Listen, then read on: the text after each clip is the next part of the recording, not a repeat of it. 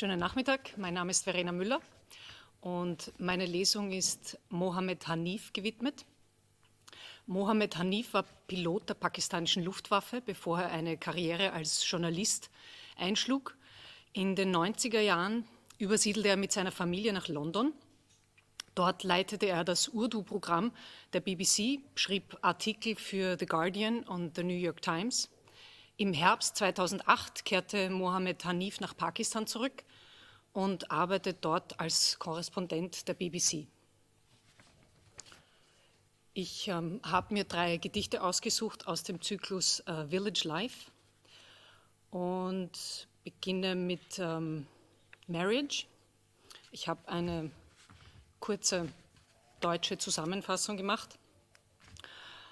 In dem Gedicht erzählt sie über eine Woche am Meer mit ihm, wie die Wellen wütend ans Ufer schlagen, wütend wie er nie was sagt und sie sich ihren Reim aus allem machen muss. Die Bettwäsche im Hotel riecht nach Sonne, Wind, Meer, weil sie eben jeden Tag gewechselt wird. Und sie streichelt ihn, aber er ist wie eine Wand. Die Stille bestimmt die Grenze zwischen ihnen.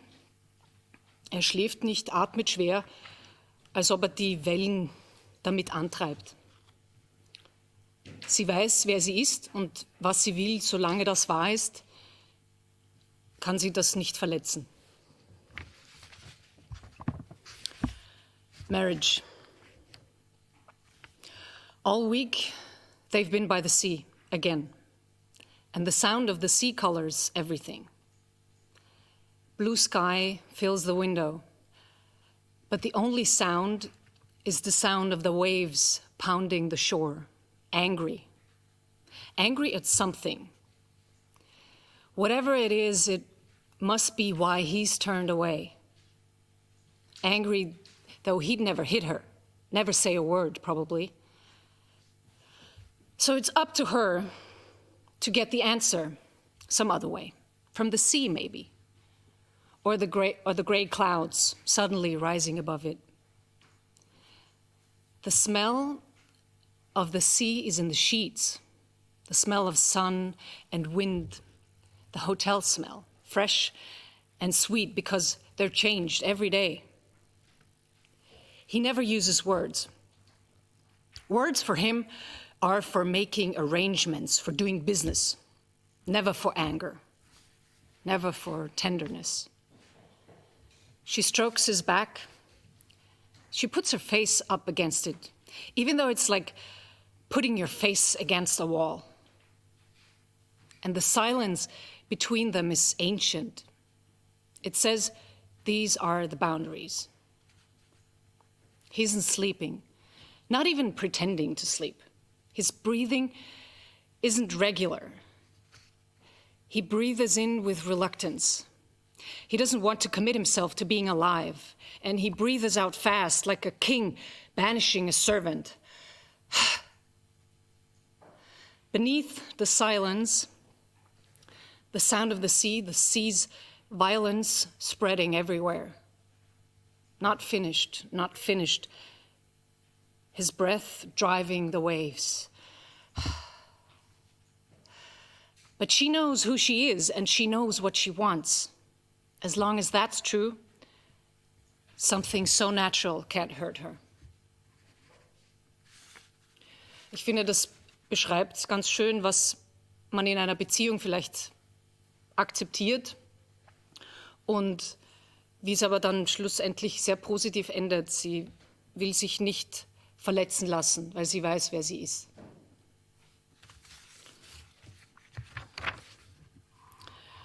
Das zweite Gedicht heißt Figs, Feigen.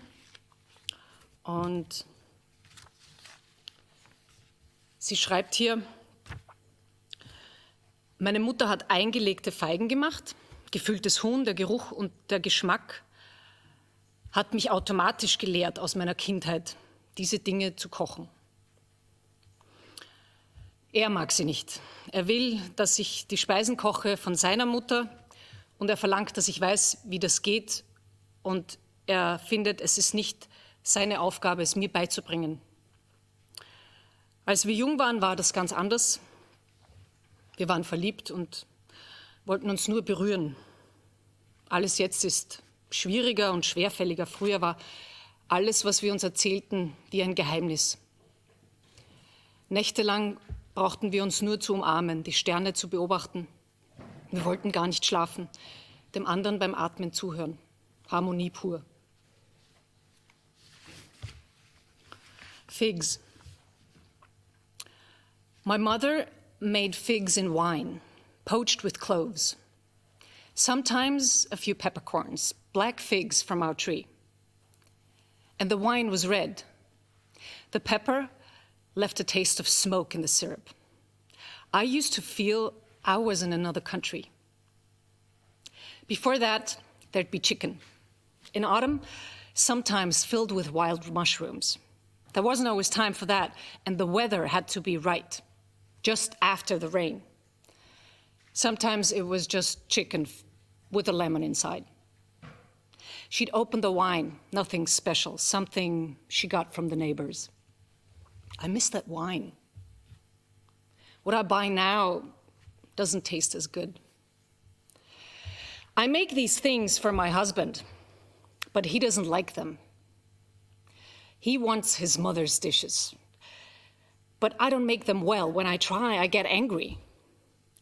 He's trying to turn me into a person I never was. He thinks it's a simple thing. You cut up a chicken, throw a few tomatoes in the pan, garlic, if there's garlic. An hour later, you're in paradise. He thinks it's my job to learn, not his job to teach me. What my mother cooked, I don't need to learn. My hands already knew just from smelling the cloves while I did my homework. When it was my turn, I was right. I did know. The first time I tasted them, my childhood came back. When we were young, it was different. My husband and I, we were in love. All we ever wanted was to touch each other. He comes home, he's tired. Everything is hard. Making money is hard. Watching your body change is hard. You can take these problems when you're young. Something's difficult for a while, but you're confident.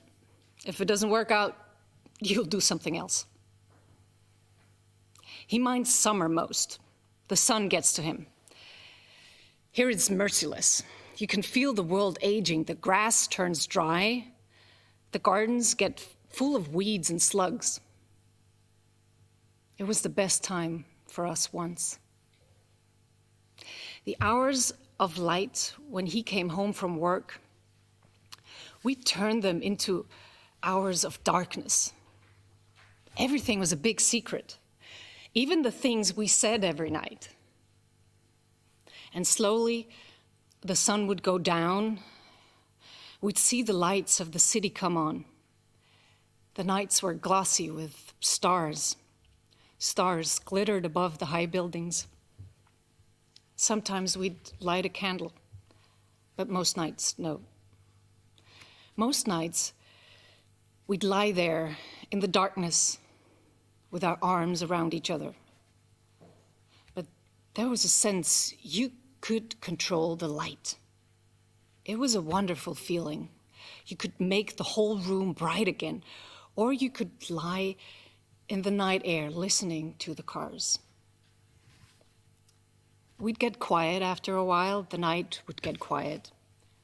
But we didn't sleep. We didn't want to give up consciousness. We had given the nights permission to carry us along.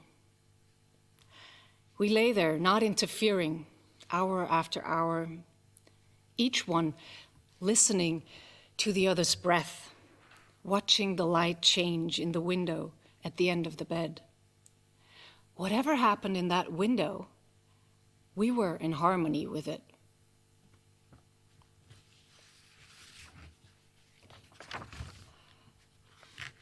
Das letzte ist A Village Life. Und für mich ist das vielleicht ein Bekenntnis zu den simplen, schönen Dingen im Leben. die man vielleicht mehr zu schätzen weiß im Lebensabend, wenn man auf den Tod wartet.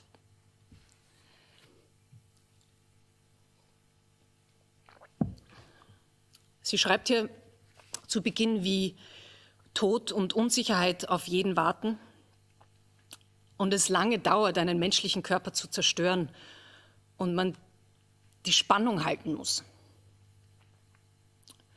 Mit dem Hund spazieren gehen, der Nachbarin jeden Sonntag, damit sie zur Messe gehen kann, um für ihre Mutter zu beten. Diese Dinge lassen einen vergessen, was einem alles schmerzt. Holz ins Haus bringen, wie sich der Nebel lichtet und plötzlich auch der Berg sichtbar wird und die Nachbarin dadurch glaubt, ihre Gebete wurden erhört. Suppe, ein Glas Wein. Man wartet mit Spannung wie ein Kind, aber man hat nichts mitzureden, man hat nicht mitzubestimmen. Und wenn es dunkel wird, nur noch das Licht vom Feuer und scheinbar überall Geräusche. Sogar die Instrumente in ihren Schränken machen Musik und erzählen Geschichten. Der Mond bedeutungslos, aber voller Mitteilungen. Er ist tot, aber er tut, als wäre etwas ganz was anderes, ein Stern vielleicht. Und still und leise bricht der nächste Tag an. Und wenn Markt ist, dann bringe ich meine Salate hin. A Village Life.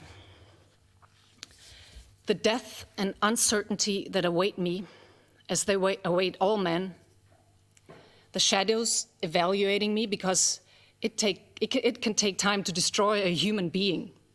The element of suspense needs to be preserved.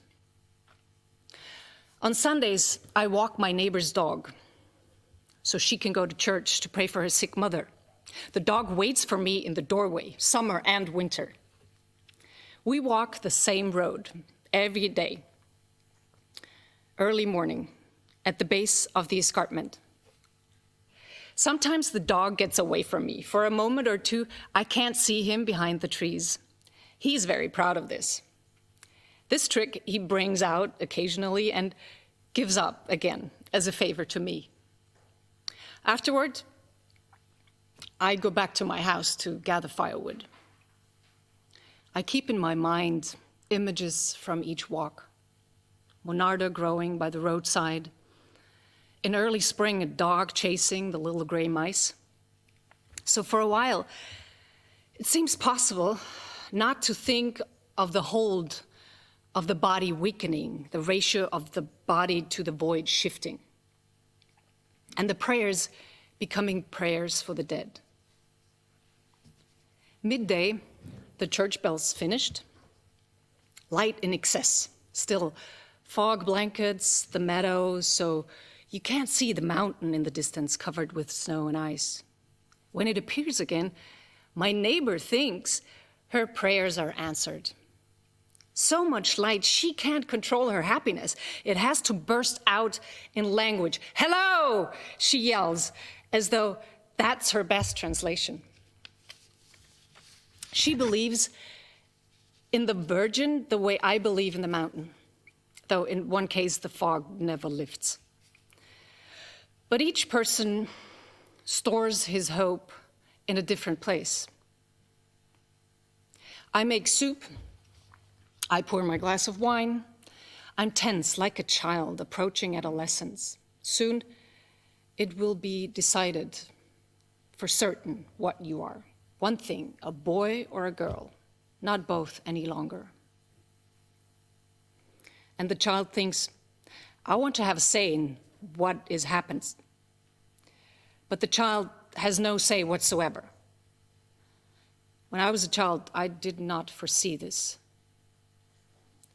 Later, the sun sets, the shadows gather, rustling, the low bushes like animals just awake for the night.